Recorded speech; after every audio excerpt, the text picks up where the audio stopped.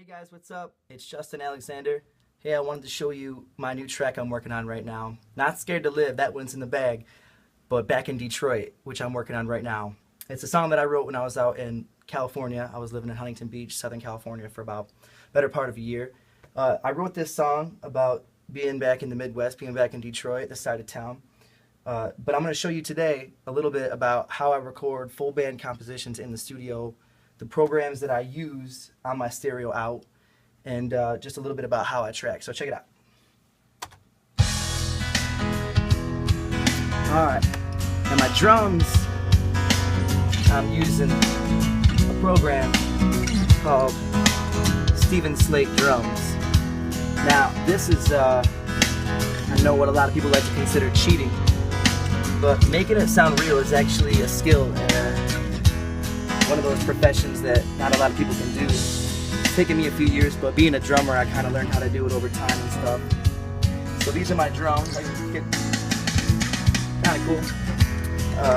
I'm also using a synthesizer bass with a little rat bass drum in the background. Layered in, kind of modernizes it. And then I just recorded my standard country style acoustic guitar and a little Les Paul. Check it out.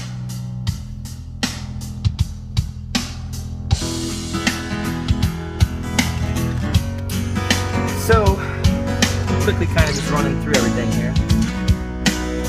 On my out is my little speaker chain. Run the Ampex ATR 102. That's the Ampex ATR 102 by UAD, Universal Audio Digital. It's considered to be one of the best mastering tape machines ever invented. For my compression, I don't like to compress too much. At least not on my master out. I like to do it individual compression if I use compression at all. But the compressor I'm using on here right now is the Solid State Logic Master Bus Compressor. It was a compressor on one of their old consoles. I'm actually not specifically sure which console it was. But to get that big bottom end, you're going to hear it a little bit on the recording we're doing, but when you're in your car and hear it out of the subwoofer, you understand. I'm using R-Bass Stereo, which basically adds low order harmonic distortion, basically bumping up the low end without messing with the frequencies of the actual instruments too much. After that, I'm using the Transient Master, which is this really simple plugin made by, I believe, Native Instruments. I believe that's what I got it in my complete bundle. But it's great, it's very simple, you know what to do, and it's got this really cool setting called sustain. It actually changes the transients of the song to it. Check it out, crank it up. Try to get away.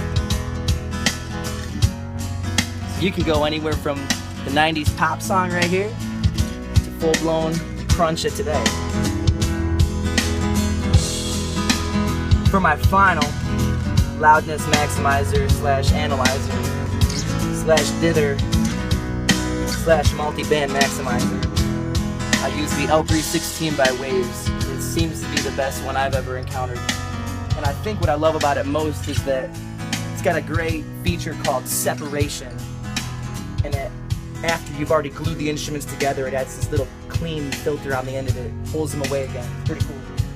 But let's crank it up, and then you'll get to hear the actual song, and hopefully 2 or 3 weeks from now when I release it on iTunes.